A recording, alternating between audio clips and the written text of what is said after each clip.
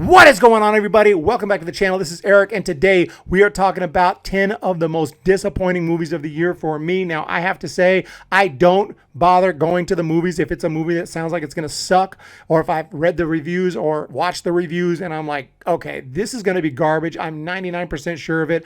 I'm not going to waste my time. I may watch some of these movies someday, but I didn't bother. So there were so many movies that I did not go see this year that I thought about seeing and I didn't bother with. M. Night Shyamalan's Old, I didn't go see it because it sounds horrible. F9, I didn't even bother with it. I'm done with that franchise. That franchise is out of control. Space Jam 2 sounded awful. I didn't even go see it. So there are a lot of movies. Tom and Jerry, are you kidding me? So many movies that would easily be on this list if I went to see them. But since I haven't seen them, I can't sit here and put them on the worst list because I don't have any commentary. I don't have anything to say about it because I haven't even seen them yet, even though I'm pretty sure that they're bad. So just putting that out there, these are more like the most disappointing movies of the year, not necessarily the absolute worst trash of the year. That's not the case because I haven't seen all the worst trash of the year. So with that said, let's go ahead and get into it. And it starts at number 10 with House of Gucci. And this is not a bad movie again. I mean, we're at number 10. It's going from best to worst, if you will.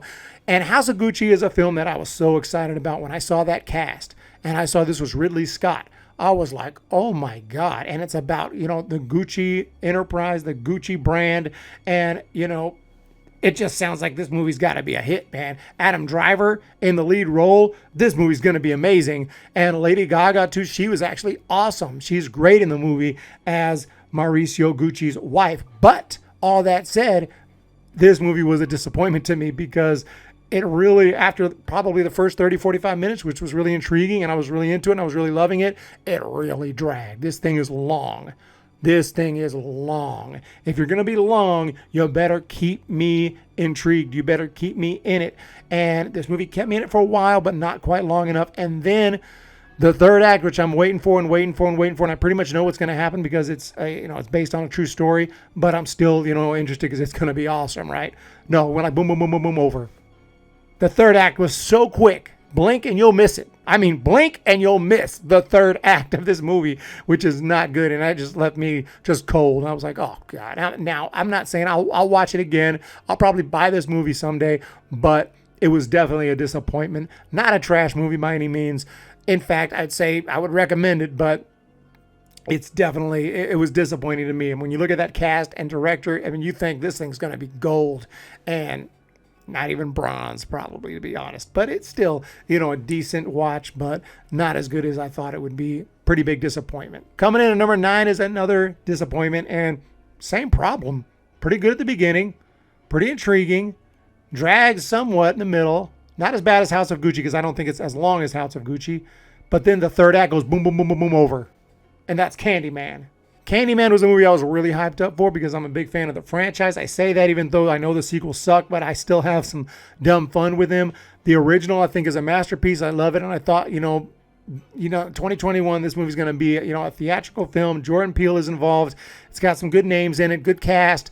This thing is going to be the best since the original. And maybe it probably was the best since the original. I would say it is. But again, those sequels weren't very good. But I still thought there were some missteps in this movie. I thought Tony Todd wasn't utilized very well at all. I'll just say that, not to spoil it, but I'll just say that. And, all in all, it just left disappointed as well. I thought the third act was very weak, very quick. I thought some of the social commentary was just it's not subtle enough. I mean, just hitting you over the head with a hammer in certain scenes that don't even make sense.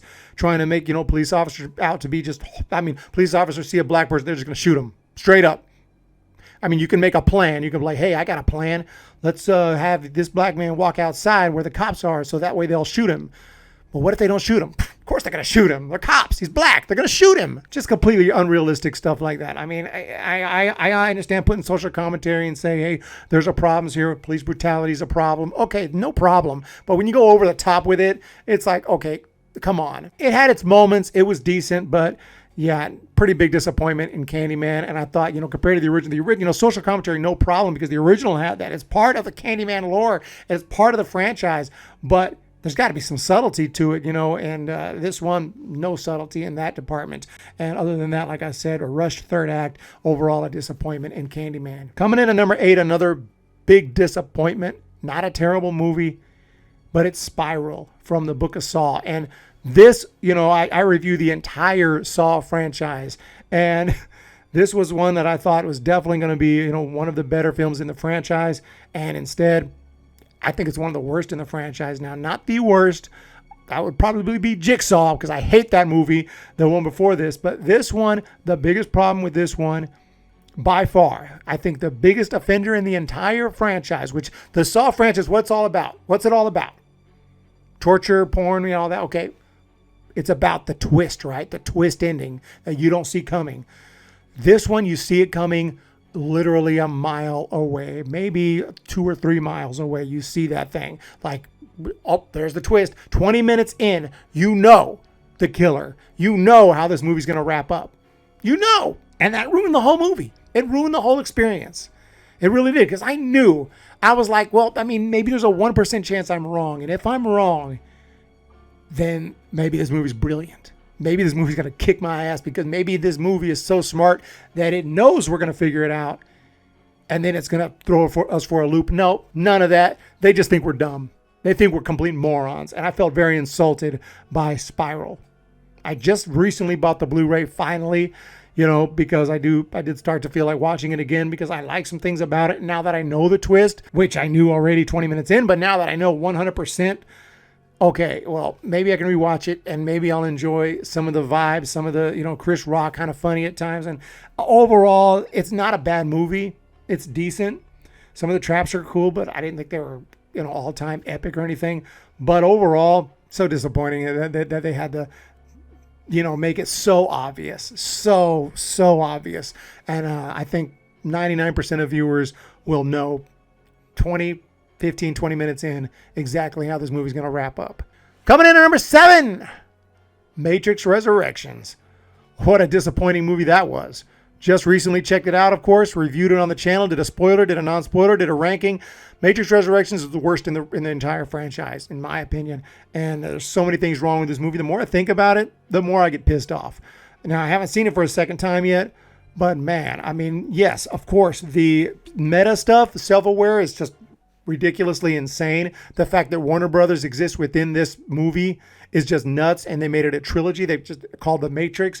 It's a video game franchise, but still, I mean, everything on the nose exactly, which is just too much in my opinion. But then on top of that, I didn't find the action that great. It was decent at times. Decent. This is The Matrix. It's not supposed to be decent. It's supposed to blow me off my feet. It's supposed to be absolutely epic. I didn't see any, innovative camera work or anything like that, anything pushing the envelope. Some of the CGI, in fact, I thought looked a little bit questionable, which is weird for me, because usually I can't tell that stuff. Usually in any CGI, it looks pretty good to me. But I thought some of it looked like it looks like a video game. Speaking of video games, a lot of cringe moments in this movie, a lot of facepalm moments. And although it's not the worst movie ever made at all, and there's some moments that I was into it, there were some moments I was genuinely enjoying, but they were few and far between. And overall, I just like, geez, this movie just kind of sucks. I mean, it kind of sucks. At the end of the day, I think that I'm not sure. I have to check it out again, but it was definitely a disappointing experience and a big disappointment, and that's Matrix Resurrections. Coming in at number 6 is going to be Addams Family 2. This one, it was pretty disappointing, because, even though, like, what did you expect, right? But I actually am a huge fan. I love the original 2 Addams Family movies from the 90s. Addams Family Values are 2 of my favorite movies of all time. I love the movies. I've seen them so many times. I find them really funny and really just fun to watch, like really intriguing, really fun to watch. I don't know, just love the whole comedic aspect of the Addams Family, being involved with regular people, getting thrown into the modern day world, but still acting like they do. Just really fun when it's done right. It's a lot of fun. And I thought that the Addams Family of 2019 cartoon was not that bad. Surprisingly pretty good. And this was a follow-up to that. So I thought, okay, this might be okay. I'm going to check it out. And unfortunately, this one wasn't good. This movie, they go on a road trip, and it just most of the jokes fall flat. Not funny. They have opportunities to, let the Addams Family interact with, the regular civilians, if you will, but it doesn't happen that much in the movie, as much as I would hope. They just kind of joke amongst themselves, and weird things happen, and Uncle Fester is like turning into a sea creature, but nobody says anything. Nobody really cares. I'm like, hey, your tentacles hanging out. Like, what's going on? The only, Wednesday Addams, I liked her again. She's pretty good, but all in all, this was just a forgettable movie, to be honest, and pretty disappointing. I was hoping it would be a lot better than it was. Jumping in the top 5, we have Hitman's Wife's Bodyguard. This was really a disappointing movie. I felt bored. Like, this thing felt like a 5-hour movie. I was like, when is this going to end? Because it just wasn't making me laugh. It wasn't as good as the original movie, which was really surprisingly pretty damn good. It was really funny. I liked Ryan Reynolds, Samuel L. Jackson. I thought they had great chemistry, and it was a good, solid story.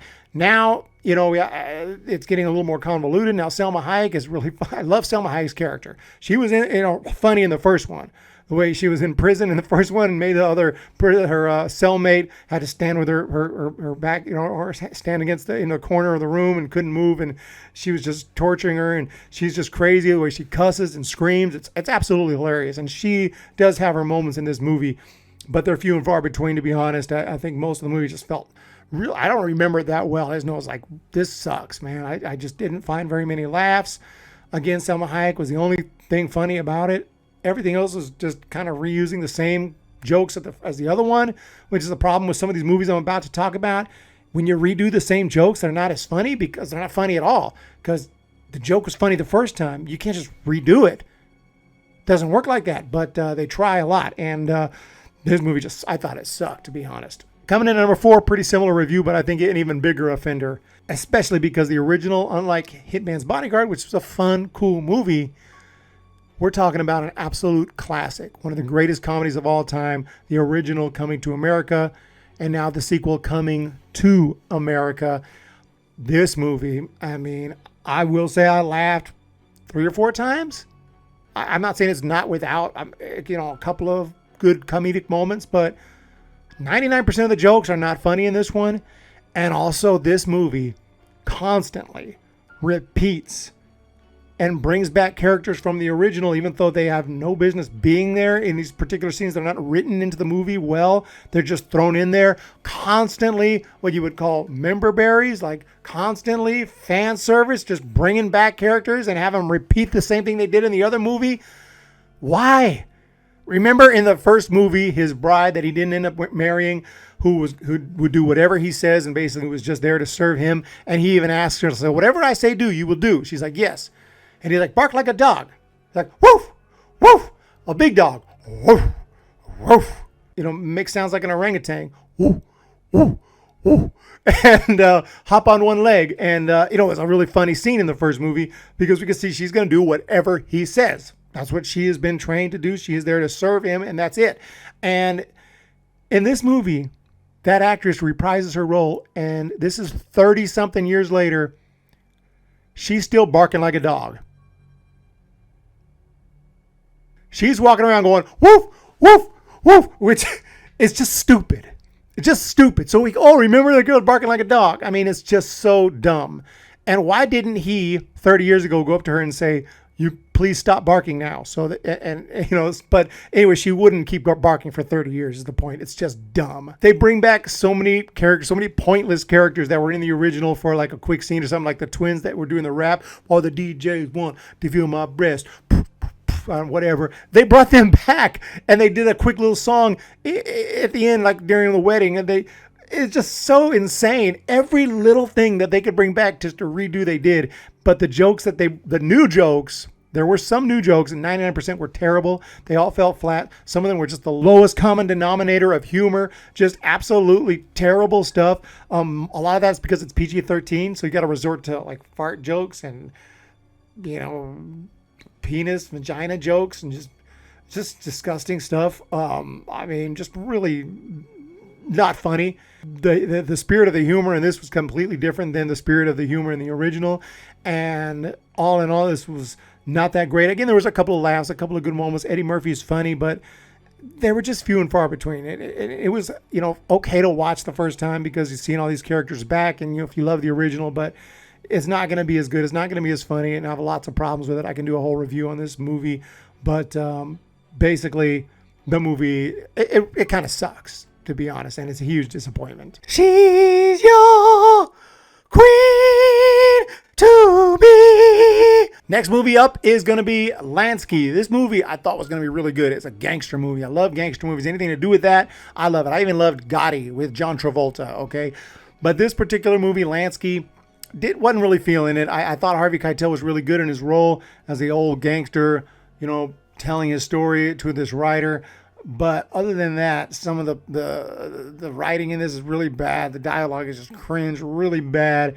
Really cliche stuff, and it just doesn't work. Just poor filmmaking, in my opinion, overall. A lot of it is just like cringe. I can't even explain it because I don't really remember it too well. It's been a while, but I just didn't like this movie at all. I could not recommend it, and I mean, I may give it another try someday because I love this genre, but this particular movie, that just did not do it for me. I thought it sucked. I was like, oh, yeah, that movie was crap. I didn't buy it. I rented it, I think, on the Redbox. I rented this movie one day, checked it out, and took it back to the Redbox, and I was like, yeah, pass. But that brings us to the top two, and I have a little more to say about these top two movies. And number two is Halloween Kills. Bro, how could you put Halloween Kills as the second worst movie, bro? This movie's awesome. This movie's epic. I'm glad you like it. That's all I can say. I'm glad you like it. Okay? I did not like this movie. And it was a huge disappointment. I'm not saying it's the second worst movie of the year. Certainly not. Bro, it's number two on your list. This is the most disappointing movies for me. I didn't see every movie, like I said. But I was so hyped for this movie. I thought it was going to be really good. I really did.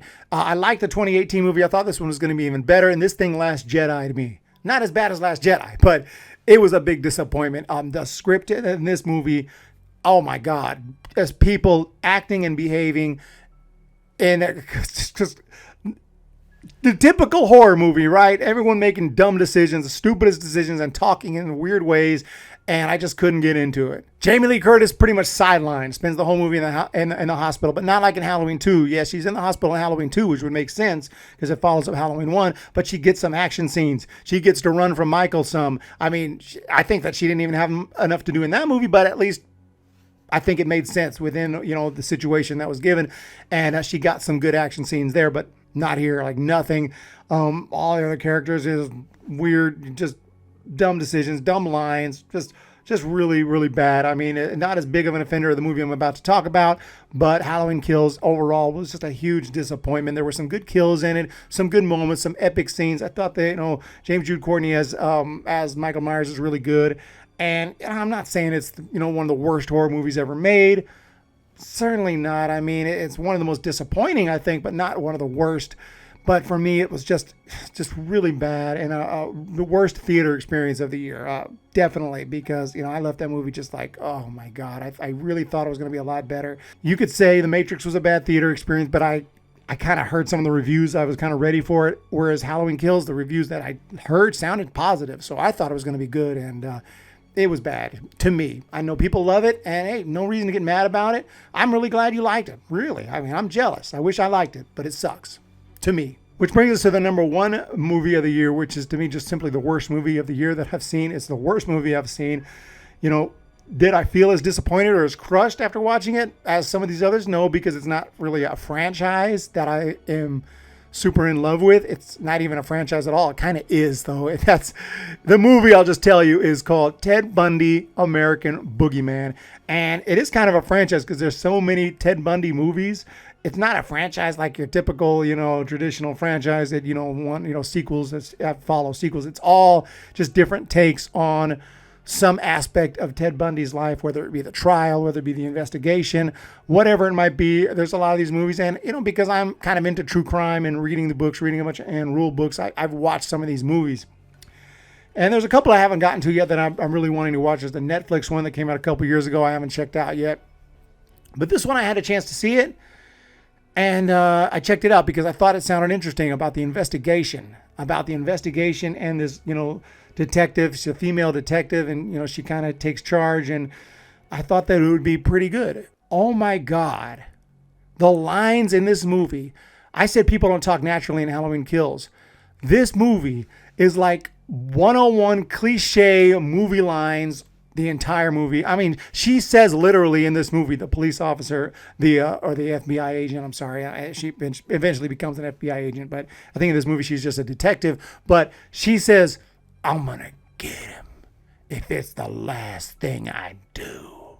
There's a point in the movie where one of the victims' mom comes to talk to her, and she's like, you find him and you kill him.